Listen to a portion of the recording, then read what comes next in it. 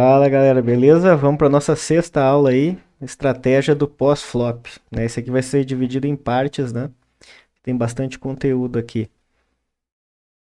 A primeira introdução ao pós-flop, vamos tratar primeiro do flop, né? As três primeiras cartas comunitárias que vem na mesa.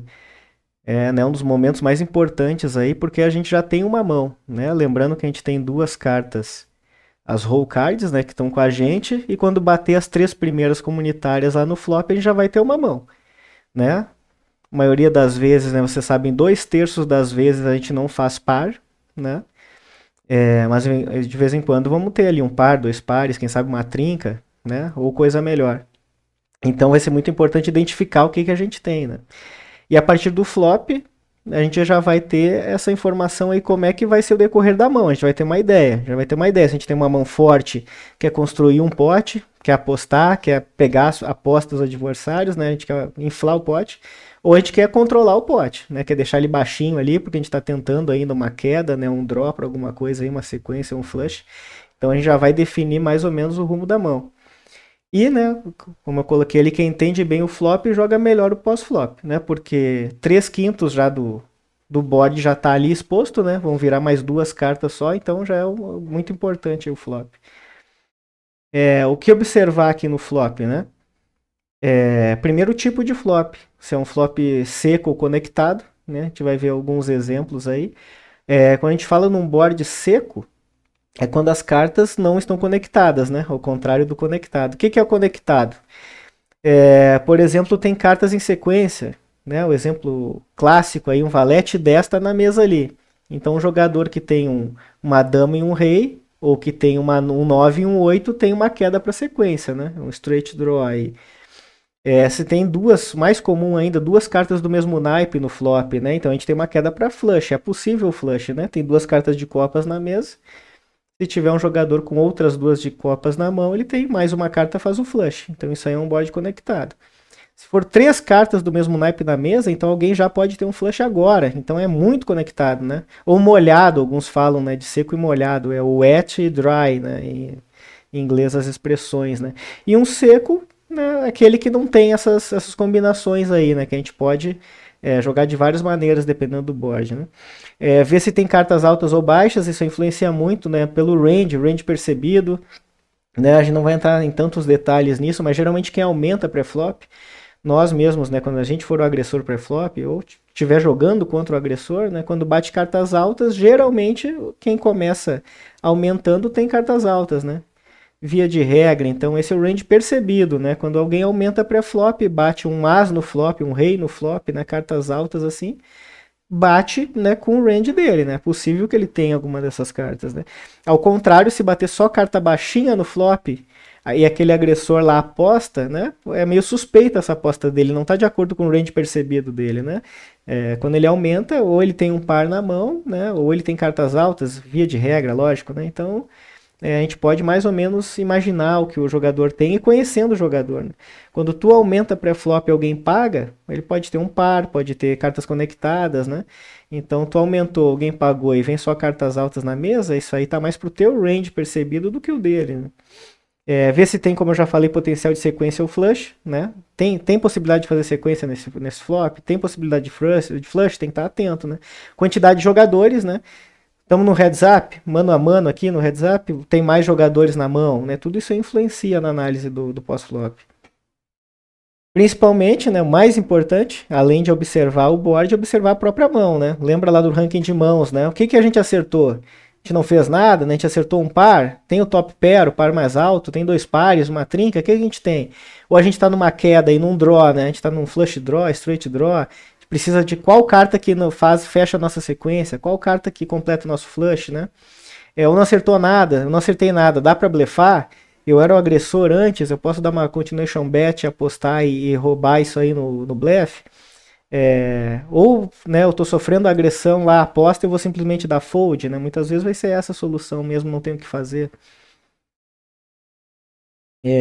Apostando no flop, né? Quando é que a gente aposta no flop? Basicamente por valor. Quando a gente tem uma mão forte que é extrair ficha.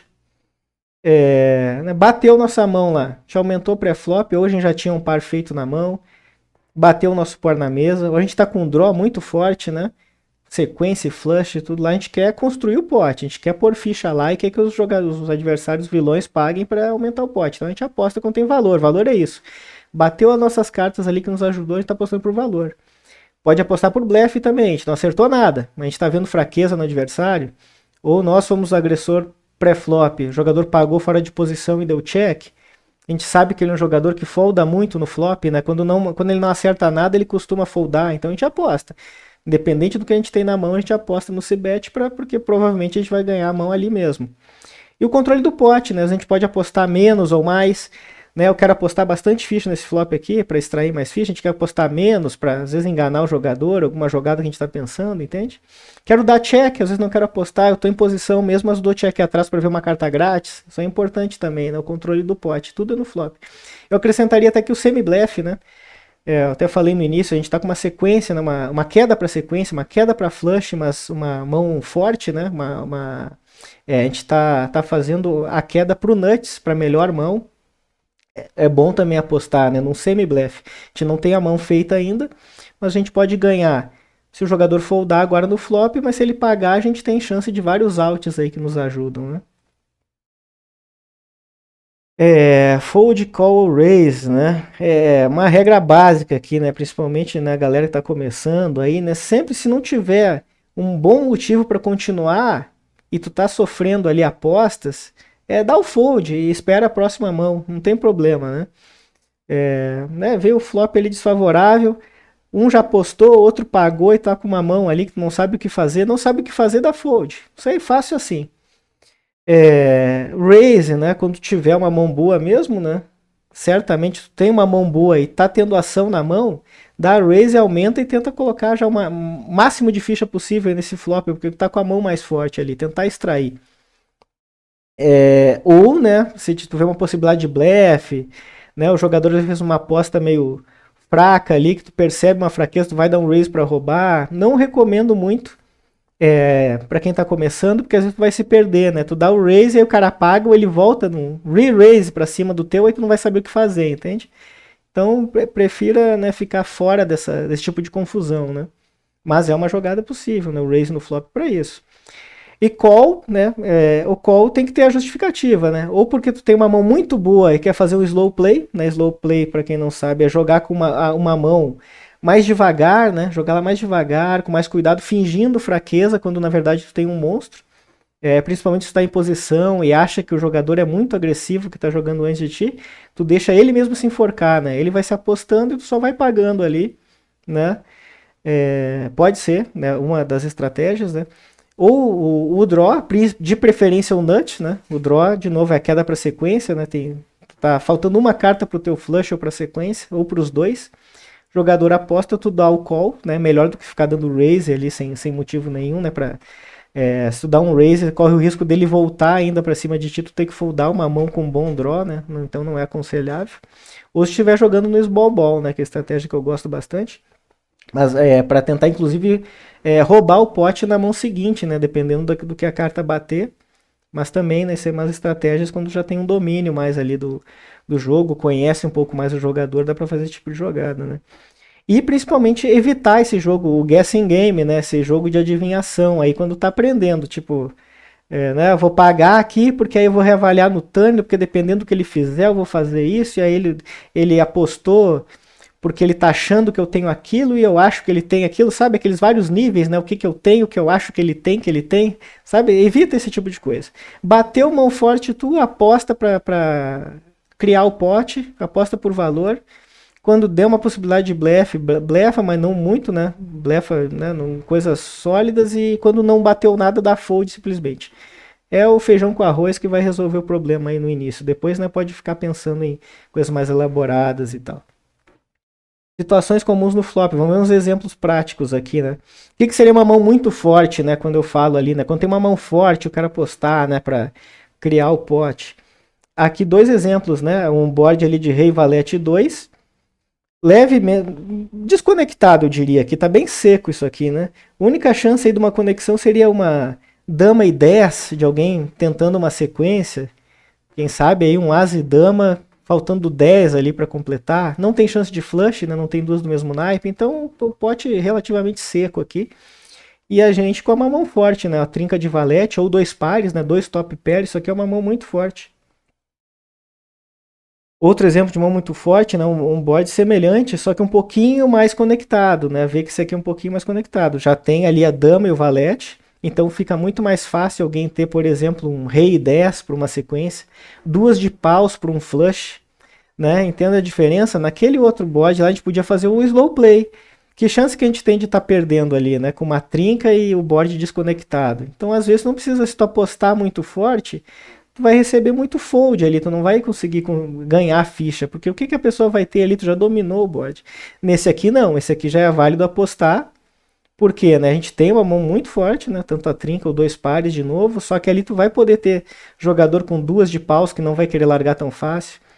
10 e 9 paga, rei e 10 paga. Alguém que tem a dama, um as e dama aí tá feito, né? A gente vai tirar muita ficha deles, né? Aqui é um board mais conectado. Então quando a gente tiver isso aí, né? Dois pares, trinca e tal, né? Board conectado, coordenado, né? O conectado dá na mesma, né? Então aposta. Aposta porque se derem fold, paciência, deram fold. Mas tem grande chance de alguém ter alguma lasquinha daquele flop ali, né? Alguém vai ter ali uma chance de flush, uma chance de sequência, às vezes o par mais alto. Se der sorte, quem sabe ele tem uma trinca de 7 naquele exemplo ali, entende? Aí tu pega todas as fichas dele, né? Tua trinca de valete contra de 7, por exemplo. Né? É show. E board seco, pode tentar um slow play para induzir o erro, né? Tu joga bem mostrando fraqueza, só paga se ele aposta, para ver se ele aposta mais forte ainda no turn, né? Se ele dá check, tu pode dar um check atrás para deixar virar a próxima carta, né? Dá uma carta grátis para ele para ver se ele melhora e tenta te blefar, entendeu? Quando o board está seco, dá para fazer isso. Se tem muitos players no pote, né? 2, 3 estão na mão, aposta. Aposta porque tu quer mais proteção para a mão. Tu pode ter uma mão forte, o board pode estar desconectado, mas com 2, 3 na mão, junto contigo, é melhor apostar para proteger e construir o pote contra esses jogadores, né? E cobrar caro dos draws, né? Quem tá ali com duas de paus naquele nosso exemplo, tem que pagar. Tem que pagar. Aposta aí de 50% a 80% do pote aí, depende da tua estratégia, né? Aposta mesmo para conseguir construir esse pote aí e tem que cobrar. Quem tá querendo carta grátis, não dá carta grátis para ele. Ele tem que pagar para ver aquela carta de paus, aquele 8 para sequência ou 9, né? O que tá faltando para sequência dele lá, ele tem que pagar. Agora, exemplo de mão forte, né? O que a gente tem por mão forte? Lembrando, pessoal, isso aqui isso aqui tá no e-book, né? Eu sempre lembro, o e-book tá lá no site dicasdepoker.com. Vai lá em cursos, vai estar lá só esse curso por enquanto só tem esse aqui de iniciante, né? E vai estar lá para baixar o e-book em PDF. Então vocês podem olhar isso aqui, o que eu estou comentando é baseado no e-book, né? Então vocês vão ver escrito ali para quem gosta de ler, ver essas situações, né, de mão forte, né, e tal que a gente está vendo agora. E tudo, né? Todo aqui do curso, todas as aulas são baseadas lá no e-book. Né? Então é um complemento, uma coisa complementa a outra. Né? Uma mão forte seria aqui o top pair, top kicker. Né? O que é isso? É o par mais alto com o kicker mais alto, que seria a nossa primeiro exemplo ali, o par de dama, par mais alto, com o as, que é o kicker mais alto. É uma mão muito forte. Ou um overpair, né? Overpair é quando a gente tem um par maior do que as cartas da mesa. No caso, um par de reis num board onde a dama é mais alta. Né? Isso aqui é uma mão forte. O que a gente faz com uma mão forte, né? Pode ser o overpair, né? O top pair com as de kicker, igual eu dei de exemplo, né? Aposta. Tá com uma mão forte, aposta. Não deixa virar carta grátis, né? O board conectado ou não, né? Tenda, ainda mais, lembrando, né? Esse aqui para quem tá começando, né? Mas eu também faço isso até hoje, né? Bateu a carta ali, nossa aposta. Se der um fold, paciência, né? Não tenta ficar porque apesar de ter o top pair ali, qualquer coisa que virar no turn pode complicar a nossa mão, então é bom fazer eles pagarem já desde logo, né? Aposta então em 50%, 80%, né, para proteger a mão. Se tiver uma aposta forte, ou se tu apostar e te derem um raise, aí tem que ficar atento. Liga o farol aí, vê o range do percebido do pessoal, igual eu já comentei, né? Será que ele pode ter uma trinca aí? E o nosso top pair, top kicker já era forte, agora pode não ser mais? Vale a pena pagar? Qual que é o valor do aumento, né? Ele deu um mini raise, aí vale a pena pagar para ver o turn, né? E reavaliar de novo, né? Agora é muito forte, foi um all-in no flop, né? Evita, inclusive a terceira dica ali, né? Evitar voltar all-in só com top pair. Claro, não sei que tu esteja na fase de um torneio ali, tu tá short stack, né? Ele tá com 10, 15 big blinds, fez o top pair, top kicker, aí tu não larga mais, né? paciência, se ele trincou, se ele tem 2 pares, sorte a dele e vamos pro próximo torneio. Se tá morrendo no torneio, vai com tudo aí que a mão é forte e tem que ir. Fazer o quê, né? Mas agora tá no cash game, tá deep stack, tá no início do torneio, tá com 50 blind ainda para cima, 40. Evita aí all-in com top pair, que geralmente é fria. Check raise é mão boa do jogador, via de regra, né? Ele pode estar blefando, mas não blefam com tanta frequência assim. Geralmente, check raise é mão boa. Em muitos calls também, né? Às vezes tu aposta e tem 2, 3 contigo na mão e todos pagam. Né? Então tem que reavaliar de novo se está na frente. Ué, será que tem chance de trinca? Tem algum draw, tem alguma queda aí que eu não vi? Né? Dá para sair um flush, dá para ser uma sequência, eu não estou vendo. E aí, dependendo da aposta do turn, a gente reavalia. Né? Então tem que cuidar isso aí. Mão mediana, que a gente pode ter também, que é muito comum. Né? O que é a mão mediana aí? O exemplo, o segundo par com um kicker forte, né? Que a gente sempre vai procurar jogar assim. Né? Então a gente tem ali o as de 10, né? O par de 10, é bom. Uma mão mediana, a gente não vai largar ela assim tão fácil, né? Tipo, né? Não dá para se desprezar. Ainda mais com o kicker bom, né? Ou o segundo par ali, né? O par de valete, no caso, entre o 10 e a dama ali, né? O second pair, na verdade, né? Então isso aí são mãos medianas que a gente tem que agir com cuidado, né? É o top pair com kicker fraco, o middle pair com as de kicker, a gente já viu, né? Segundo pair. Pode acontecer também o top pair com kicker fraco, não coloquei de exemplo ali. Mas quando a gente joga às vezes com As e 7, entrou com As e 7 do mesmo naipe em posição para tentar o flush e bateu só o As. Tem o top pair do As, mas o kicker é fraco, né? O kicker 7 ou 6. Qualquer As maior já está ganhando a gente, então tem que agir com cautela. Se tiver fora de posição, em early position, né? Fora de posição, evita apostar. Tenta ver sempre o mais barato possível com mão mediana, né? De preferência, ver uma carta grátis, para ver se dobra, ver se faz a trinca, ver se dobra o teu par ali, né? Faz 2 pares, no caso, né? Ver se melhora para alguma queda no turn. Então, o bom é ver, principalmente fora de posição, né? Evitar ficar inflando o pote fora de posição. Agora, se estiver em posição e não tiver aposta, rodou em check e tu tá em posição, aí pode apostar, pode ser semi-blefe, né? Às vezes o teu segundo par é o melhor mão mesmo, então acaba sendo uma aposta por valor, porque tu sentiu fraqueza antes. Essa é a vantagem de jogar em posição, né? Como eu sempre falo, posição que é o canal. Tu consegue ver o que os outros estão fazendo antes e apostar de acordo. Então, às vezes, o teu segundo par já é o melhor, já demonstrando fraqueza, né? E prefiro o check call, como eu já falei, né? Contra aposta em late position, né? LP, late position. Tu tá fora de posição, não é o agressor, às vezes tu pagou, né? A mão que for lá, o que tu tentou. Tá com uma mão mediana, mas acha que o vilão lá pode ser que não esteja tão bem assim. Check call, não fica tentando check raise, dar donk bet, né? Sair apostando para ver onde é que tu tá, porque tu só corre o risco de tomar um raise dele e ter que foldar a mão. Não, a gente não quer foldar a mão, a gente quer ver o turn barato para ver se melhora a mão. E check raise recebido, fold na maioria das vezes, igual eu falei. Ele deu check, tu apostou, ele deu raise ali no flop, muitas vezes é mão boa mesmo, né? Então eu tendo a acreditar só se eu conhecer muito bem o jogador. Se tu conhece que ele faz isso aí com frequência, com blefe, com semi-blefe, continua, mas geralmente check raise, ainda mais no online, limites baixos, home game, então geralmente check raise no flop é a mão boa, né? Então, né, evita confusão. Draw in hand, né? Draw in hand justamente são as quedas, né? Aqui 2 exemplos de flush draw, né? Queda para flush. O primeiro com as e 10 de espada nesse board aí, a gente está buscando o nut flush, né? É o flush mais alto. Então qualquer carta de espadas que vier, a gente está nuts, né? A gente vai ter a melhor mão possível aí no turn or river, né? Se bater. Se não dobrar, claro, a mesa para não ter possibilidade de full house, né?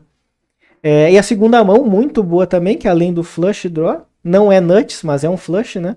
A gente tem a chance da sequência ainda, né? Se bater um 10 ali, de outro naipe que não seja o espadas, a gente faz a sequência. Então são boas mãos aí para dar um semi-blefe, por exemplo, né? Apostar em posição, tentar ganhar o pote agora mesmo, né? Isso é um semi-blefe. Em posição é melhor. Deu check, aposta. Pode ser que ele default e a gente ganha o pote agora mesmo. Se ele pagar, a gente tem a chance de bater o nosso draw. E grande chance, né? Bons outs aí para sair. Às vezes até o as é out. Pode ser que ele tenha 10 e valete na mão. Ele vai dar check. Tu vai apostar, ele vai pagar, ele tem um valete, entende? E às vezes bate o nosso as, o as já bate o valete dele, entendeu? Às vezes o as também é out. Outro exemplo de drawing hand. Aqui. Opa, deixa eu ver se saiu aqui, pessoal, só um pouquinho aqui. Ah, não tá certinho. Às vezes ele sai aqui do. Eu virei o slide aqui, ele não passa. Não, mas tá aqui. Outro exemplo também. Dois exemplos de straight draw, né? Duas quedas para sequência. Tanto a sequência mais alta seria o nuts, né? Do rei e dama, ele se bate um as, a gente tem a sequência nuts. Se bate um 9, também tem a sequência nuts, né? E a outra, a sequência para baixo. O ideal é sempre tentar a sequência para cima, né? Isso aí é bom de ver também. Às vezes bate, por exemplo, se bate uma, eu tô com 8 e 9 e bate uma dama, eu fiz a sequência, beleza, mas lembra que a sequência é para baixo, né? Por exemplo, se tiver um as e rei, já faz uma sequência maior. Um rei e 9 faz uma sequência maior, então não é o nuts, cuidem isso, né? É muito bom, é muito forte se bater sequência, provavelmente, e na maioria das vezes a gente vai ganhar com essa sequência, mas lembrem que sempre tem essa possibilidade, né? Cuidem também o redraw, o que a gente chama de runner. Por exemplo, ou a gente dá um semi-blefe aqui apostando, ou alguém aposta e a gente paga em posição para ver a próxima carta, né? Para ver se bate o draw. Mas não bateu a nossa sequência, mas bateu uma carta de espada no primeiro exemplo ali. Ótimo, além da sequência, a gente tem mais outs. Qualquer carta de espada no River nos dá um flush. Isso a gente chama de runner, quando bate uma carta do naipe, de espada no caso, e outra carta que completa o teu draw, e sequência no turn do River. Runner fica muito disfarçado na mão. Imagina que o cara, tu tá em posição, apostou no flop e tu pagou. Bateu um 2 de espada no turn. Jogador vai lá, digamos que ele esteja ali com até uma trinca de valete, né? Uma mão super forte. Ou valete 10, ou as e valete, né? Apostando o top pair, ele aposta no turn de novo. Agora, além da sequência, a gente tem também o flush, a gente vai pagar de novo para ver. Muitos outs para bater. Se bater outra carta de espada no River, vai ser difícil ele acreditar que a gente tinha duas de espada aí para ganhar dele, entende? Então imagina que ele tá com uma trinca e a gente consegue superar a trinca dele no flush no runner. É difícil ele largar aquela mão. Ele vai perder muita ficha.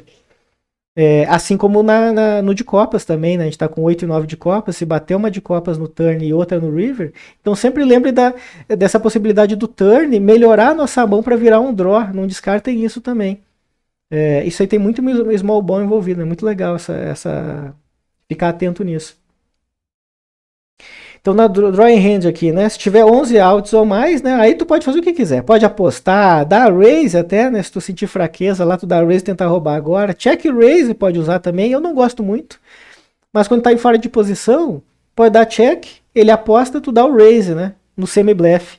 Como eu falei, check raise no flop são mãos boas. Então é bom tu variar. Tu vai fazer check raise no flop quando tu tiver uma mão boa mesmo, uma trinca, por exemplo, né? Uma mão muito forte, ou quando tiver no semi-blefe, ele não vai saber, né? Tu vai estar variando ali. Então tu pode agir de várias maneiras, porque tem muitos outs. 11 outs é mais ou menos a sequência e o flush. Né? Dá 12 outs, na verdade, né? Quando tu tem as 9 para o flush e mais 3 para sequência, tu tem 12 cartas que te ajudam, né? E às vezes tu tem até ou quando tu tem o as também, ele entra junto. Então é isso, né? O objetivo é ganhar o pote agora, com a drawing hand, seja apostando, né, no semi-blefe ou no turn no river se bater. Entende? Evita o semi-blefe contra Calling Station. Calling Station é o pagador, o cara paga tudo. Tem jogador, né? Isso aí eu falo sempre, tem jogador que é imblefável, ele não aceita blefe. Se ele tem um pinguinho do flop, se ele tem um as na mão, ele vai para ver se bate o as. Sabe? Aquele jogador que tu conhece, o cara paga tudo. Então não dá semi-blefe nele, dá check atrás. Ele apostou, ele deu check, dá check atrás para ver se bate alguma coisa que melhore tua mão. Ele apostou, só paga para ver se melhora a mão. Não adianta apostar, se ele dá check e tu aposta, ele vai pagar. E aí depois não bate o teu draw, ele vai dar check, tu vai apostar para blefar, ele vai pagar. Então tu só perde ficha nisso. Tem gente que não dá para blefar, só joga por valor contra esse pessoal. E jogador agressivo depende do vilão. Tem uns que apostam com qualquer coisa, né? Ele é muito agressivo, tá sempre apostando, aumentando. Aí tu joga com cautela com ele lá, né? Vai pagando, deixa ele se enforcar, igual eu já falei, né? Deixa ele apostar mesmo, que quando bater ele o teu draw, tu aumenta, pega ele, né? Ou quando já tiver uma mão feita, né? Quando tiver uma mão muito forte, aí não é draw in hand, né? Tu tá com a trinca, deixa ele se enforcar, igual eu já falei. Então varia muito do jogador, né? Tem mais uma aqui. Ah, sim, mais um pouco aqui sobre drawing hand, né? Stack pequeno, só um pouquinho aqui, pessoal, deixa eu ver. Ah, tá certo. Stack pequeno e pote grande, isso é outra arma, né? Isso aí principalmente no torneio quando a gente tá short stack. Lembra que eu falei, né? Às vezes tu tá com 10, 15 blinds lá, fez top pair, top kicker, já vai tudo pro meio e paciência, né? O mesmo vale para essa drawing hand forte. O cara postou, tu tá ali com 10 blind e tá com essa drawing hand aí pro nut flush ou nut straight aí, muito forte o draw. Sequência, flush, pode bater tudo. Joga as fichas lá. Dá raise all in. Ou dá check e raise all in também, outra estratégia. Deu check, o jogador apostou, volta all in nele. Duas formas de ganhar, né? Tem fold equity ainda, fold equity é aquela porcentagem, né, das vezes que o vilão vai dar fold, né? Qual que é a margem que a gente tem? Quanto mais fichas, fold equity é maior, né? Porque ele vai sangrar mais o stack dele lá. Então tu tendo lá 10, 12, 15 blinds, é ótimo para usar isso aí, porque tem bastante fold equity ainda, né? Porque 10 blinds vai machucar ele um pouco lá. Não vai fazer isso também com 30, 40 blinds, que não tem sentido, né? Porque ele só vai pagar com mãos realmente fortes, né? Então não vale muito a pena. Agora, quando a gente tá short ali precisando de ficha, é uma ótima ferramenta. Ou ele dá fold na hora, porque só tava dando uma cibete ali no blefe mesmo, ou tá com uma mãozinha mediana e não vai pagar tudo isso, né? Ou ele realmente tem uma mão boa, paga e a gente tem a chance de acertar o draw, né? Então são as formas de ganhar aí quando tá curto, né? E às vezes call, né, pelo implied odds, né? Implied odds são os odds não as odds agora que tem, né, mas a chance de tu extrair mais fichas se bater o teu draw ou se melhorar a mão naqueles exemplos, né?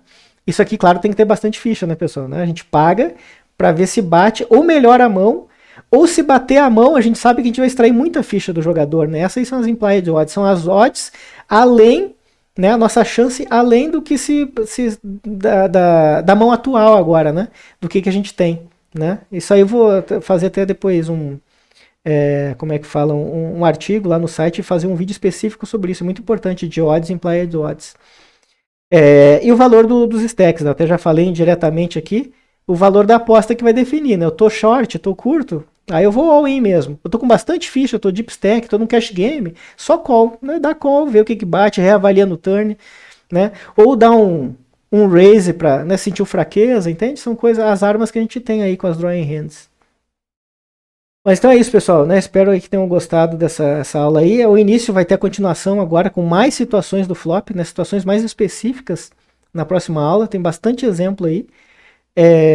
Eu que terminar com essa frase legal do Akari aqui, né? Foldar a trinca é como aparecer dinheiro na sua conta e o banco estornar, né? É bem isso mesmo. É como eu falei lá no início, depende da textura do board lá, né? Às vezes a gente faz a nossa trinca que a gente tanto queria, mas aí tem 3 cartas para sequência, vem 8, 9, 10. 10 valete dama no board. Vem 3 cartas do mesmo naipe. Pô, então nossa trinca é forte ainda, porque ela pode virar um full house. Mas geralmente ela vai ter que virar o full house pra gente ter aquela confiança que ela é boa, né? Porque num board molhado, super conectado, a trinca é triste, mas ela perde o valor, né? Mas é isso aí, então, pessoal. Até a próxima lá. E um abraço aí pra todos.